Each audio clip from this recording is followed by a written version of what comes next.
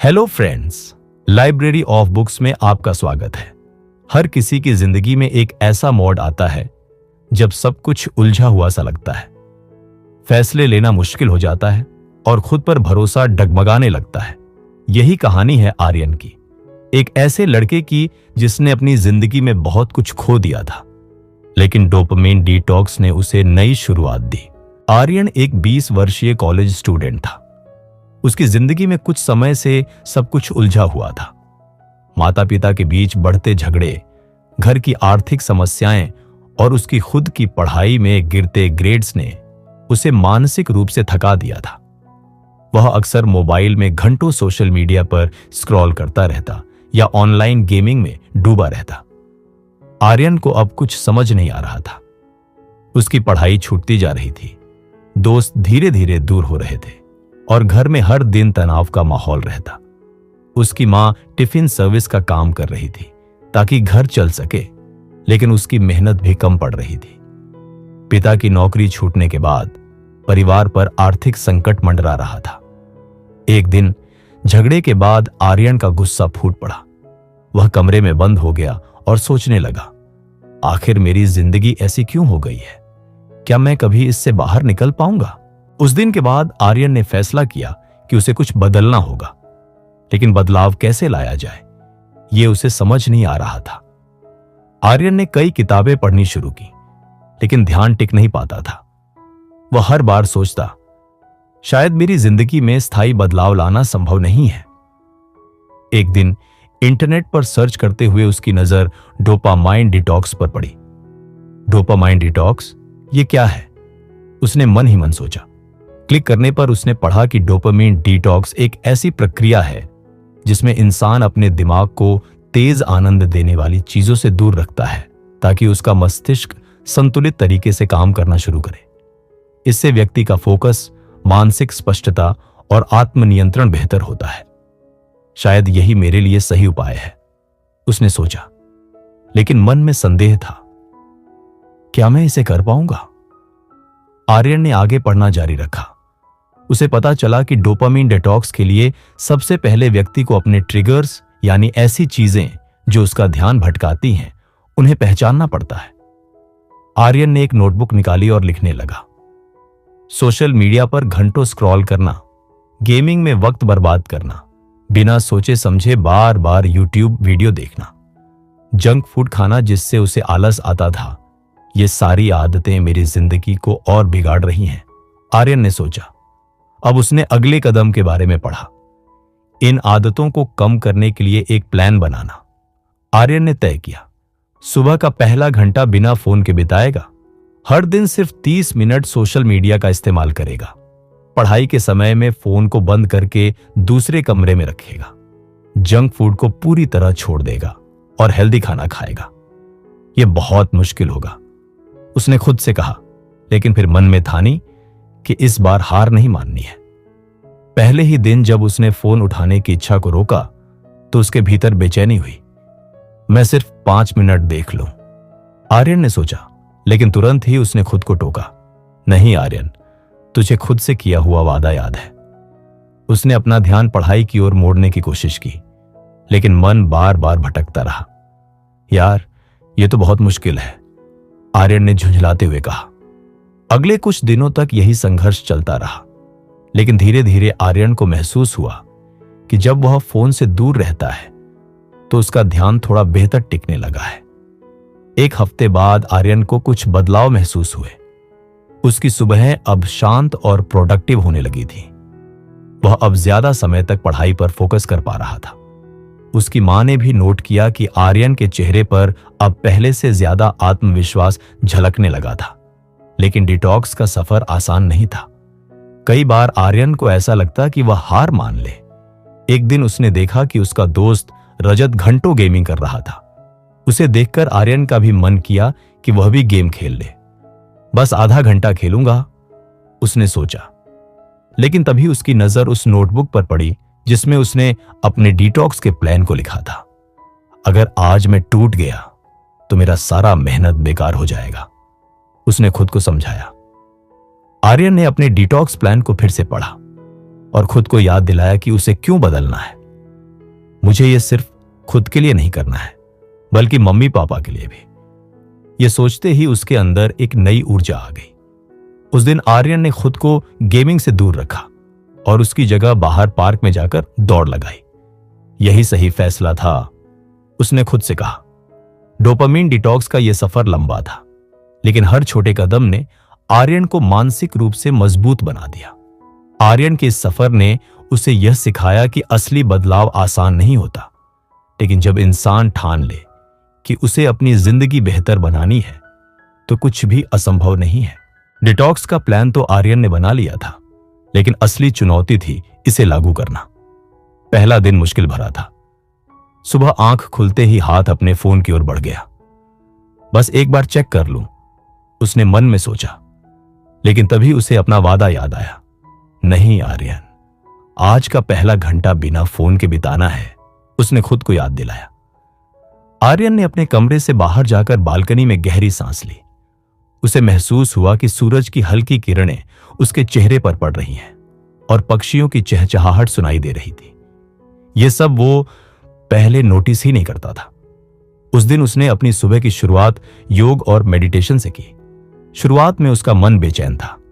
उसकी आदत हो चुकी थी कि वह सोशल मीडिया पर कुछ न कुछ स्क्रॉल करता रहता था।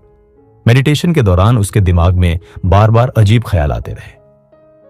यार, रजत ने गेम का नया लेवल पार कर लिया होगा, या मुझे देखना चाहिए कि इंस्टाग्राम पर कौन कौन ऑनलाइन है। लेकिन हर बार उसने अपनी सांसों पर ध्यान केंद्रित करने की कोशिश की।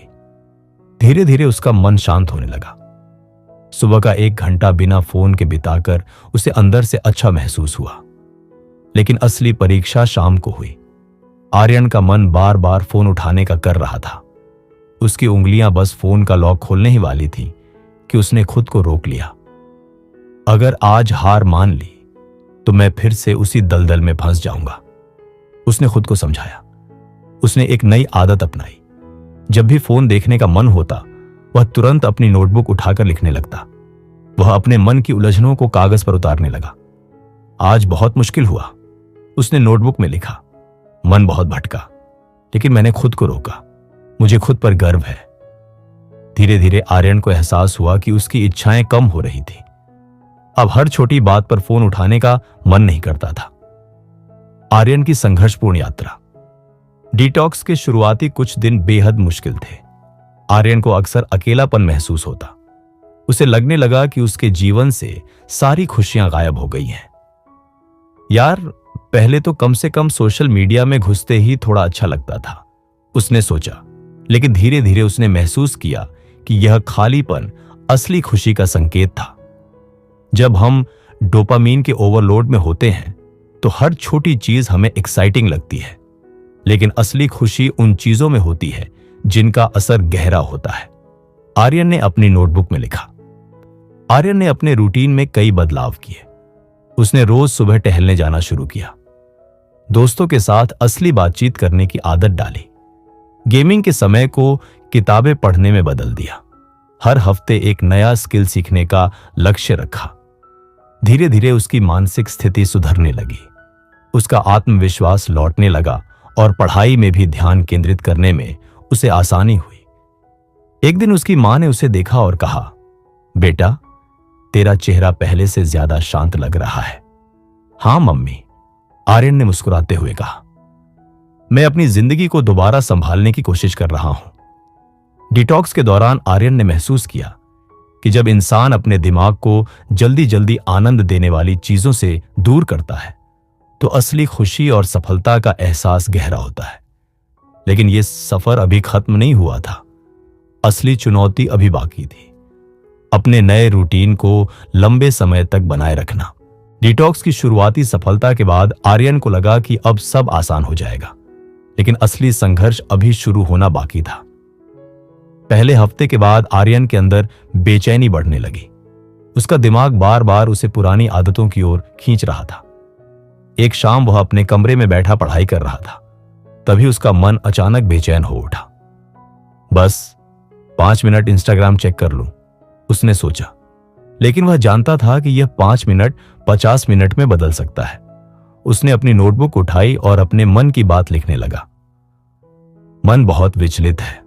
ऐसा लग रहा है जैसे मैं कुछ मिस कर रहा हूं, लेकिन अगर मैंने आज हार मान ली तो मैं फिर से वहीं लौट जाऊंगा।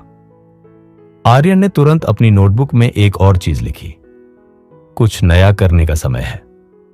वह किचन में गया और अपनी मां की मदद से खाना बनाना सीखने लगा। उसकी मां पहले तो हैरान हुई, फिर खुश हो गई। बेटा, यह तो बहुत अच्छा किया तूने, मां ने मुस्कुराते हुए कहा। रात को सोते समय आर्यन ने अपनी नोटबुक में लिखा, आज कुछ नया सीखा। फोन की जगह अपनी मम्मी के साथ समय बिताना ज्यादा अच्छा लगा। आत्म सुधार का सफर आर्यन ने धीरे धीरे अपनी दिनचर्या में कई बदलाव किए। उसने खुद के लिए छोटे छोटे लक्ष्य तय किए। जब भी उसका मन बेचैन होता, वह गहरी सांसें लेकर खुद को शांत करता। उसने तय किया कि रात को सोने से पहले अपने दिन भर के अनुभव लिखेगा। धीरे धीरे उसकी सोच में बदलाव आने लगा। अब उसे इंस्टाग्राम पर स्क्रॉल करने की जगह अपने कमरे को साफ सुथरा रखना अच्छा लगने लगा। एक दिन उसने फैसला किया कि वह रोज सुबह दौड़ने जाएगा। पहले ही दिन जब वह दौड़ने निकला तो उसे बहुत आलस महसूस हुआ। यार, इतनी ठंड में कौन भागता है, उसने बड़बड़ाया। लेकिन फिर अपने मन को समझाया, बस 10 मिनट दौड़ लूं, फिर वापस आ जाऊंगा। वह बाहर निकला और धीरे धीरे दौड़ने लगा। शुरू में उसका मन पीछे हटना चाहता था, लेकिन जब उसने सूरज की पहली किरण को महसूस किया और ठंडी हवा ने उसके चेहरे को छुआ तो उसे अंदर से शांति मिली। यह तो पहले से ही अच्छा लग रहा है, उसने मुस्कुराते हुए सोचा। पारिवारिक तनाव के बीच संघर्ष। डिटॉक्स के इस सफर में आर्यन को अपने परिवार के तनाव का भी सामना करना पड़ा। घर में अक्सर उसके माता पिता के बीच आर्थिक परेशानियों को लेकर झगड़े होते थे। उसके पिता की नौकरी छूट गई थी और उसकी मां के ऊपर घर चलाने का पूरा दबाव था। एक रात जब आर्यन पढ़ाई कर रहा था तो उसके माता पिता के झगड़े की आवाज उसके कानों में पड़ी। तुम्हें समझ नहीं आता, ऐसे कैसे चलेगा घर का खर्च, उसकी मां गुस्से में चिल्ला रही थी। आर्यन का दिल बैठ गया। उसने अपने कमरे का दरवाजा बंद किया और अपनी नोटबुक में लिखा, मुझे कुछ करना होगा। मुझे अपने परिवार को इस स्थिति से निकालने में मदद करनी होगी। उसने धीरे धीरे फ्रीलांसिंग का काम सीखना शुरू किया। वह ऑनलाइन ग्राफिक डिजाइनिंग और कंटेंट राइटिंग सीखने लगा।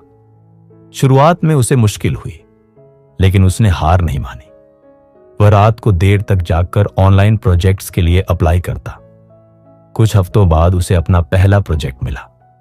उसने अपनी मां को खुशखबरी सुनाई, मम्मी, मैंने 2000 रुपए कमाए हैं, उसने उत्साह से कहा। उसकी मां की आंखों में आंसू आ गए। बेटा, मुझे तुझ पर गर्व है, उन्होंने उसे गले लगाते हुए कहा। आर्यन को महसूस हुआ कि जब हम डोपामिन डिटॉक्स करके अपने मन को शांत करते हैं तो हमें असली समस्याओं का सामना करने की शक्ति मिलती है।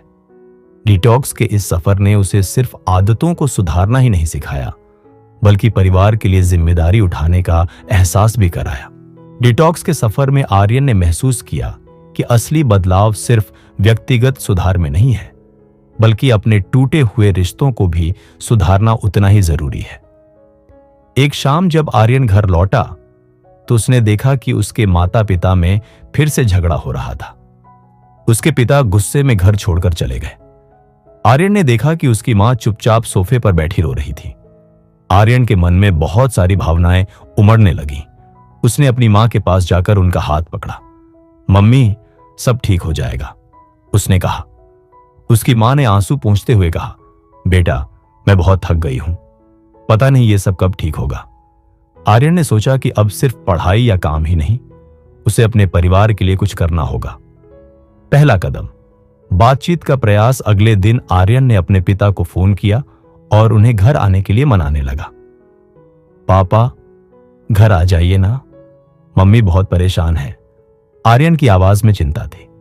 उसके पिता कुछ देर चुप रहे, फिर बोले, बेटा, मैं कुछ दिनों के लिए अकेला रहना चाहता हूं।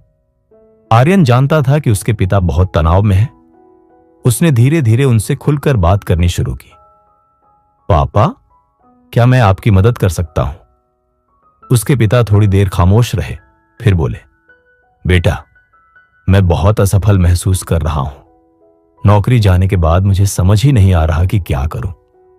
उस रात आर्यन ने अपनी नोटबुक में लिखा, मेरे पापा को भी मेरी मदद की जरूरत है, मुझे हार नहीं माननी चाहिए। छोटे छोटे बदलाव। आर्यन ने अपने पिता के साथ रोज थोड़ी थोड़ी बातचीत शुरू की। वह उन्हें रोज चाय पीने के लिए साथ बैठने के लिए कहता। धीरे धीरे उसके पिता भी खुलने लगे। एक दिन उसके पिता ने कहा, बेटा, मैं फिर से कुछ नया काम शुरू करने के बारे में सोच रहा हूं। आर्यन ने खुशी से कहा, पापा, मैं आपके साथ हूं। इसके बाद आर्यन ने अपने पिता के साथ मिलकर एक ऑनलाइन बिजनेस आइडिया पर काम करना शुरू किया। उनके प्रयास रंग लाने लगे। कुछ महीनों बाद उनके बिजनेस को अच्छा मुनाफा होने लगा। माता पिता के रिश्ते में सुधार, जैसे जैसे आर्थिक तनाव कम होने लगा, घर में माहौल भी बेहतर होने लगा। एक दिन आर्यन ने अपनी मां को मुस्कुराते देखा।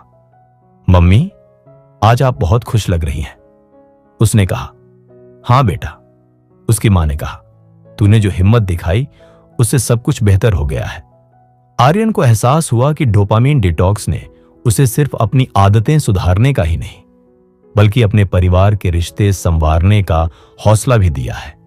उसने अपनी नोटबुक में लिखा, जब हम अपनी जिंदगी के नियंत्रण को वापस लेते हैं तो हम अपने रिश्तों को भी संवार सकते हैं। आर्यन के जीवन में कुछ चीजें ठीक होने लगी थी, लेकिन अब भी उसके भीतर अनिश्चितता और असमंजस का डर बना हुआ था। वह अपनी असफलताओं को लेकर बेहद चिंतित रहता था और हमेशा खुद को कम आंकने की आदत में फंसा हुआ था। एक दिन कॉलेज में एक प्रतियोगिता का आयोजन हुआ। यह एक डिबेट प्रतियोगिता थी जिसमें हर छात्र को एक विशेष विषय पर बोलना था। आर्यन के दोस्त विशाल ने उससे कहा, तू भी भाग लेना, तेरे पास तो अच्छे विचार हैं। आर्यन ने झिझकते हुए कहा, नहीं यार, मैं सबके सामने बोल ही नहीं सकता, मेरे से ये नहीं होगा। विशाल ने उसकी तरफ देखा और बोला, अरे तुझ में बहुत दम है, बस एक बार कोशिश कर ले। आर्यन सोचने लगा कि कैसे उसने अपनी आदतों को सुधारने के लिए डिटॉक्स शुरू किया था और कैसे उसने अपने माता पिता के रिश्तों को बेहतर करने में अपनी भूमिका निभाई थी। क्या वह अपने डर को हराकर खुद को साबित नहीं कर सकता? आर्यन ने प्रतियोगिता में भाग लेने का फैसला किया। उसने एक नोटबुक में अपने विचार लिखने शुरू किए। हर दिन वह आईने के सामने खड़ा होकर प्रैक्टिस करने लगा। शुरुआत में वह बार बार अटकता, उसके हाथ कांपते और आवाज लड़खड़ाती, लेकिन वह हार मानने वाला नहीं था। हर दिन वह अपने डर का सामना करता रहा। धीरे धीरे उसकी आवाज में आत्मविश्वास आने लगा। उसने अपनी स्पीच को बेहतर करने के लिए यूट्यूब पर वीडियो देखे और मोटिवेशनल स्पीकर की तरह खुद को तैयार किया। प्रतियोगिता का दिन आया। आर्यन के दिल की धड़कन तेज हो रही थी, उसके हाथ ठंडे पड़ रहे थे और वह बार बार अपनी नोट्स चेक कर रहा था। उसका नाम पुकारा गया। वह मंच पर पहुंचा, माइक के पास खड़ा हुआ और एक गहरी सांस ली। आज मैं आपसे डर के बारे में बात करना चाहता हूं। जैसे ही आर्यन ने बोलना शुरू किया, उसकी घबराहट धीरे धीरे कम होती गई। उसने अपनी कहानी सुनाई, कैसे उसने अपनी आदतें बदली, अपने परिवार को जोड़ा और अपने डर को हराने की कोशिश की। श्रोतागण मंत्रमुग्ध होकर सुन रहे थे। आर्यन की आवाज में आत्मविश्वास था और उसकी आंखों में चमक थी। स्पीच खत्म होने पर तालियों की गड़गड़ाहट गूंज उठी। आर्यन को प्रतियोगिता में दूसरा स्थान मिला। उसके लिए यह पुरस्कार से बढ़कर था।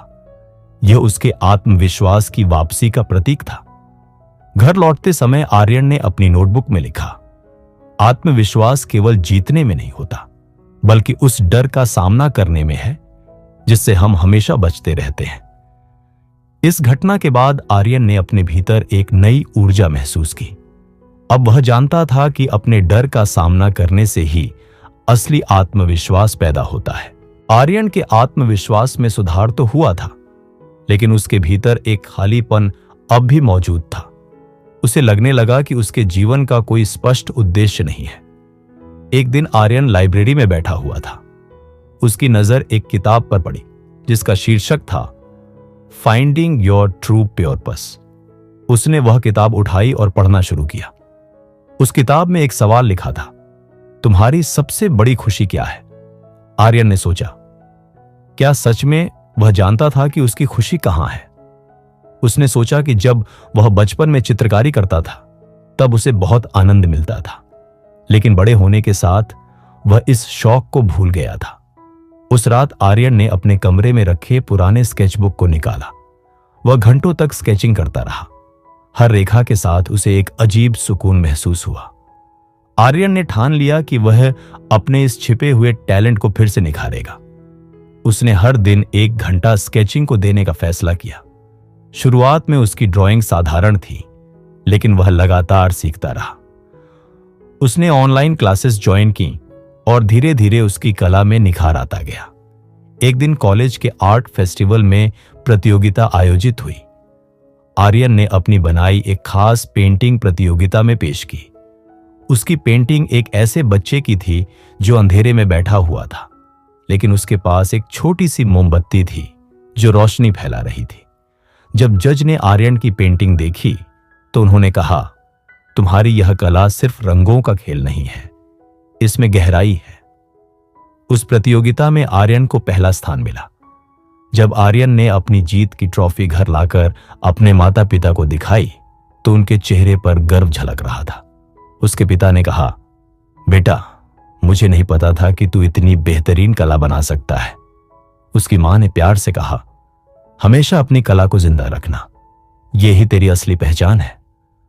आर्यन को महसूस हुआ कि उसने सिर्फ एक प्रतियोगिता नहीं जीती थी, बल्कि अपनी खोई हुई पहचान को वापस पाया था। आर्यन को अब समझ आ गया था कि असली खुशी अपने अंदर छिपे जुनून को खोजने और उसे निखारने में है। उसने अपनी नोटबुक में लिखा, जिंदगी में असली खुशी तब मिलती है जब हम अपनी सच्ची पहचान को पहचानते हैं और उसके लिए मेहनत करते हैं। आर्यन ने अपनी पहचान को फिर से खोज लिया था, लेकिन अब उसके मन में एक सवाल और उठने लगा। अब आगे क्या? उसने सोचा कि उसकी कला का मकसद केवल उसे खुशी देना नहीं है, बल्कि इससे वह दूसरों की मदद भी कर सकता है। एक दिन उसकी मुलाकात अपने पुराने दोस्त विवेक से हुई। विवेक ने उसे बताया कि उसकी बहन दृष्टिहीन है और उसे चित्रकारी का बहुत शौक है, लेकिन उसके लिए रंगों को समझना बेहद मुश्किल होता है। आर्यन के मन में एक ख्याल आया, क्या मैं ऐसी पेंटिंग बना सकता हूं जिसे महसूस किया जा सके? आर्यन ने एक ऐसा आर्ट प्रोजेक्ट शुरू किया जिसमें उसने टेक्सचर्ड पेंटिंग्स बनाने का सोचा। उसने ऐसे रंगों का उपयोग किया जो उभरे हुए थे, ताकि कोई व्यक्ति उंगलियों से उस पेंटिंग को छूकर उसकी बनावट को महसूस कर सके। शुरुआत में यह बेहद चुनौतीपूर्ण था। उसे कई बार असफलता का सामना करना पड़ा। कई बार उसकी पेंटिंग्स खराब हो जाती तो कभी टेक्सचर सही से उभरता ही नहीं था। लेकिन आर्यन ने हार नहीं मानी। उसने YouTube पर वीडियो देखे, विशेषज्ञों से मुलाकात की और लगातार अपनी तकनीक को सुधारता गया। 3 महीने की मेहनत के बाद आर्यन ने अपनी पहली टेक्सचर्ड पेंटिंग तैयार की। यह एक सूरजमुखी का चित्र था, जिसके फूल की पंखुड़ियां इतनी उभरी हुई थीं कि कोई भी व्यक्ति उन्हें छूकर महसूस कर सकता था। विवेक ने जब अपनी बहन को यह पेंटिंग दिखाई तो उसकी बहन के चेहरे पर एक अनोखी मुस्कान आ गई। उंगलियों से पेंटिंग को छुआ और कहा, भाई, ऐसा लग रहा है जैसे मैं सूरजमुखी के बगीचे में खड़ी हूं। विवेक ने आर्यन को गले लगाते हुए कहा, तूने मेरी बहन को खुशी दी है, मैं तेरा यह एहसान कभी नहीं भूलूंगा। इस घटना के बाद आर्यन ने फैसला किया कि वह ऐसी पेंटिंग्स का एक बड़ा कलेक्शन तैयार करेगा और दृष्टिहीन बच्चों के स्कूल में जाकर उन्हें यह अनुभव कराएगा। उसने सोशल मीडिया पर अपने इस प्रोजेक्ट के बारे में लिखा और उसकी पहल को कई लोगों ने सराहा। धीरे धीरे आर्यन के पास कई स्कूलों के प्रस्ताव आने लगे और वह अपनी कला के माध्यम से समाज में बदलाव लाने के मिशन पर निकल पड़ा। आर्यन को समझ आ गया था कि कला केवल दीवार पर सजाने के लिए नहीं है, बल्कि इसे महसूस किया जा सकता है और इससे जीवन में आशा का संचार किया जा सकता है। उसने अपनी नोटबुक में लिखा, सफलता तब मिलती है जब हमारी प्रतिभा किसी के जीवन को बेहतर बनाने में काम आए। आर्यन का मिशन धीरे धीरे आकार ले रहा था, लेकिन चुनौतियां अभी बाकी थी। उसके पास पेंटिंग्स के लिए अच्छे संसाधन नहीं थे और आर्थिक स्थिति भी पूरी तरह से स्थिर नहीं थी। एक दिन उसकी मां ने चिंतित स्वर में कहा, आर्यन, मुझे समझ नहीं आ रहा कि घर का खर्चा कैसे चलेगा। तुम्हारे पापा का बिजनेस अब तक संभल नहीं पाया है। आर्यन ने मां को दिलासा देते हुए कहा, मां, चिंता मत करो, मैं कुछ रास्ता निकाल लूंगा। एक दिन आर्यन को एक दृष्टिहीन बच्चों के स्कूल से कॉल आया।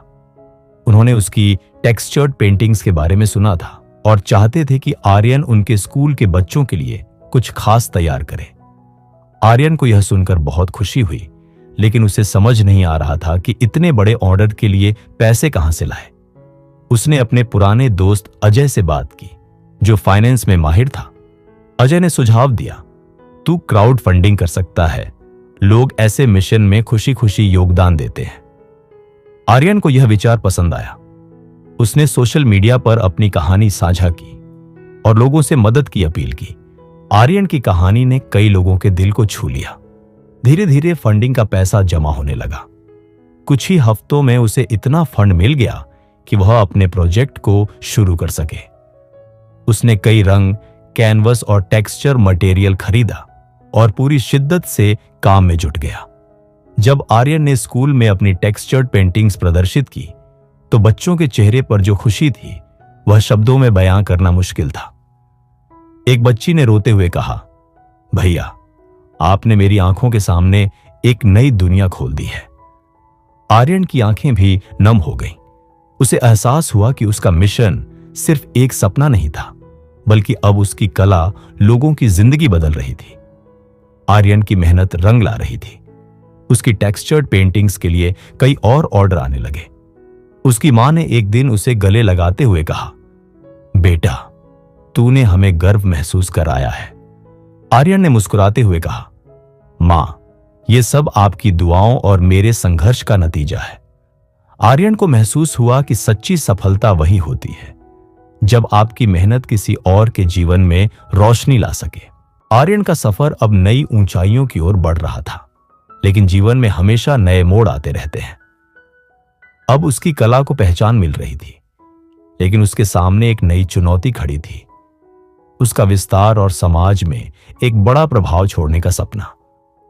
आर्यन को महसूस हुआ कि उसकी कला सिर्फ दृष्टिहीन बच्चों तक सीमित नहीं रहनी चाहिए, बल्कि उसे उन लोगों तक भी पहुंचाना चाहिए जो जीवन में किसी भी प्रकार की भावनात्मक, मानसिक या शारीरिक चुनौती से जूझ रहे हैं। उसने इस सपने को साकार करने के लिए एक नए संगठन की नींव डाली, आशा की तस्वीरें। यह संस्था उन लोगों के लिए थी जो कला के माध्यम से अपने मन के घाव भरना चाहते थे। आर्यन ने अपने पुराने दोस्तों से संपर्क किया। अजय, जो अब एक सफल फाइनेंशियल कंसल्टेंट था, उसकी योजना में शामिल हो गया। उसकी सहपाठी नेहा, जो डिजिटल मार्केटिंग में माहिर थी, ने सोशल मीडिया पर संस्था के प्रचार की जिम्मेदारी ली। धीरे धीरे आर्यन के इस मिशन से कई लोग जुड़ने लगे। आर्यन को याद था कि जब वह अपने सबसे बुरे दौर से गुजर रहा था, तब उसे दिशा दिखाने वाला कोई नहीं था। इसलिए उसने अपनी संस्था में उन युवा कलाकारों को मौका देने का फैसला किया जो आर्थिक संकट या मानसिक तनाव से गुजर रहे थे। उसने अपने स्टूडियो में कला वर्कशॉप आयोजित करनी शुरू की, जहां युवा कलाकार अपनी क्रिएटिविटी को निखार सकते थे। 1 साल के भीतर ही आशा की तस्वीरें एक बड़ा नाम बन गया था। आर्यन ने एक बड़ा कला प्रदर्शनी आयोजित करने का निर्णय लिया, जिसका उद्देश्य जरूरतमंद बच्चों के लिए फंड इकट्ठा करना था।